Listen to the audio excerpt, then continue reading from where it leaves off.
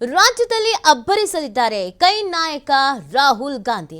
ಪ್ರಧಾನಿ ಮೋದಿ ಬಂದು ಹೋದ ನಂತರ ರಾಹುಲ್ ಎಂಟ್ರಿ ಕೂಡ ರಾಜ್ಯಕ್ಕಾಗ್ತಾ ಇದೆ.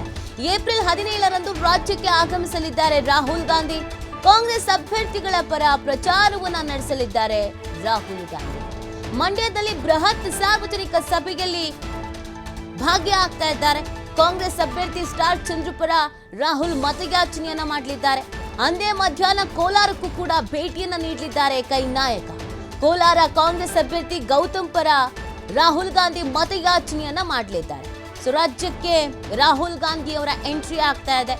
ಮೋದಿ ಬಂದು ಹೋದ ನಂತರ ರಾಹುಲ್ ಗಾಂಧಿ ಅವರ ಆಗಮನ ಕೂಡ ಆಗ್ತಾ ಇದೆ.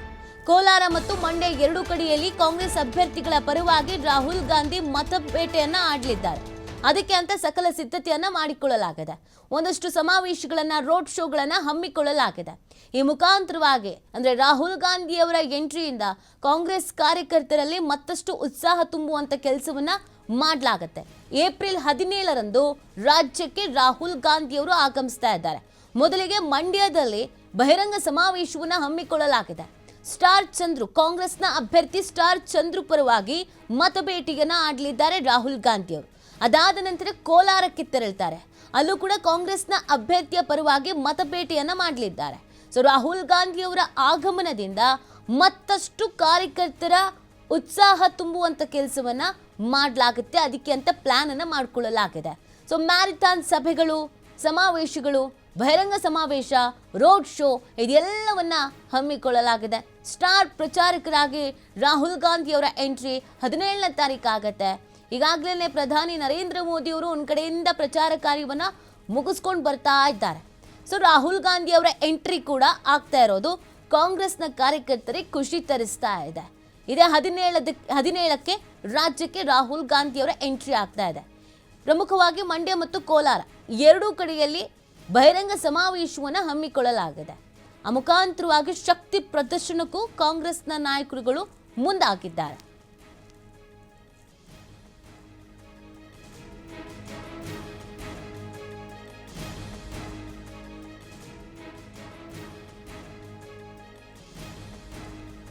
ಮಂಡ್ಯದಲ್ಲಿ ಸ್ಟಾರ್ ಚಂದ್ರು ಕಾಂಗ್ರೆಸ್ ಅಭ್ಯರ್ಥಿಯಾಗಿ ಈ ಬಾರಿ ಕಣಕ್ಕಿಳಿದಿದ್ದಾರೆ. ಗೆದ್ದೇ ಗೆಲ್ತೀನಿ ಅನ್ನುವಂತ ಭರವಸೆಯಲ್ಲೂ ಕೂಡ ಇದ್ದಾರೆ. ಅವರ ಪರವಾಗಿ ಮತಬೇಟೆಗೆ ರಾಹುಲ್ ಗಾಂಧಿ ಅವರ ಎಂಟ್ರಿ ಆಗ್ತಾ ಇದೆ. ಮೈತ್ರಿ ಅಭ್ಯರ್ಥಿ ಕುಮಾರಸ್ವಾಮಿ ಅವರನ್ನ ಸೋಲಿಸಬೇಕು ಅಂತ ಕಾಂಗ್ರೆಸ್ ಪಣ ತೊಟ್ಟಿದೆ. ಸ್ಟಾರ್ ಚಂದ್ರು ಅವರ ಪರವಾಗಿ ಸ್ಟಾರ್ ನಾಯಕರುಗಳು ಅಖಾಡಕ್ಕೆ ಇಳಿತಾ ಇದ್ದಾರೆ ರಾಹುಲ್ ಗಾಂಧಿ ಅವರ ಆಗಮನದ ಜೊತೆಗೆ. ಇನ್ನೊಂದು ಕಡೆಯಲ್ಲಿ ಕೋಲಾರಕ್ಕೂ ಕೂಡ ಭೇಟಿಯನ್ನು ಕೊಡ್ತಾ ಇದ್ದಾರೆ ರಾಹುಲ್ ಗಾಂಧಿ ಅವರು.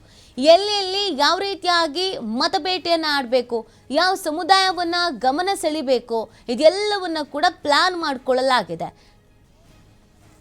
ಈ ಬಗ್ಗೆ ಮತ್ತಷ್ಟು ಮಾಹಿತಿಯನ್ನು ನೀಡ್ತಾರೆ ನಮ್ಮ ಪ್ರತಿನಿಧಿ ಶಿವಕುಮಾರ್ ಜೋಹಳ್ಳಿ. ಶಿವಕುಮಾರ್, ರಾಹುಲ್ ಗಾಂಧಿ ಅವರ ಎಂಟ್ರಿ ರಾಜ್ಯಕ್ಕೆ ಆಗ್ತಾ ಇದೆ. ಏನೆಲ್ಲ ಪ್ಲಾನ್ ಮಾಡ್ಕೊಂಡಿದ್ದಾರೆ ಕಾಂಗ್ರೆಸ್ನ ನಾಯಕರುಗಳು?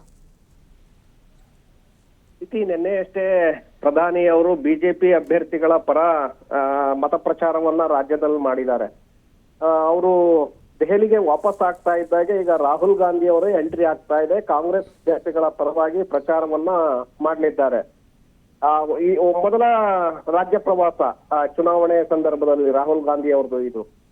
ಮಂಡ್ಯದಲ್ಲಿ ಬೃಹತ್ ಸಮಾವೇಶವನ್ನ ಆಯೋಜನೆ ಮಾಡಲಾಗಿದೆ. ಅಲ್ಲಿ ಕಾಂಗ್ರೆಸ್ ಅಭ್ಯರ್ಥಿ ಆಗಿರುವಂತಹ ಸ್ಟಾರ್ ಚಂದ್ರು ಪರ ಮತಯಾಚನೆಯನ್ನ ರಾಹುಲ್ ಗಾಂಧಿ ಅವರು ಮಾಡಲಿದ್ದಾರೆ. ಸಮಾವೇಶದಲ್ಲಿ ಸಾವಿರಾರು ಜನರನ್ನ ಸೇರಿಸುವಂತ ಒಂದು ಗುರಿಯನ್ನು ಕೂಡ ರಾಜ್ಯ ಕಾಂಗ್ರೆಸ್ ನಾಯಕರು ಇಟ್ಕೊಂಡಿದ್ದಾರೆ. ಅದಾದ ಬಳಿಕ ಸಂಜೆ ಕೋಲಾರದಲ್ಲೂ ಕೂಡ ಸಮಾವೇಶವನ್ನ ಆಯೋಜನೆ ಮಾಡಲಾಗಿದೆ. ಸಮಾವೇಶದಲ್ಲೂ ಕೂಡ ಸಾವಿರಾರು ಜನ ಕಾರ್ಯಕರ್ತರು ಆ ಸಮಾವೇಶದಲ್ಲಿ ಭಾಗಿಯಾಗಲಿದ್ದಾರೆ. ಅಭ್ಯರ್ಥಿ ಗೌತಮ್ ಪರವಾಗಿ ರಾಹುಲ್ ಗಾಂಧಿ ಅವರು ಮತ ಪ್ರಚಾರವನ್ನ ಮಾಡಲಿದ್ದಾರೆ. ಅಂದ್ರೆ ರಾಹುಲ್ ಗಾಂಧಿ ಅವರು ರಾಜ್ಯಕ್ಕೆ ಭೇಟಿಯನ್ನ ಕೊಟ್ರೆ ಎಲ್ಲೋ ಒಂದು ಕಡೆ ಕಾಂಗ್ರೆಸ್ ಮುಖಂಡರು ಮತ್ತೆ ಕಾರ್ಯಕರ್ತರಲ್ಲೂ ಕೂಡ ಸಾಕಷ್ಟು ಉತ್ಸಾಹ ಬರುತ್ತೆ.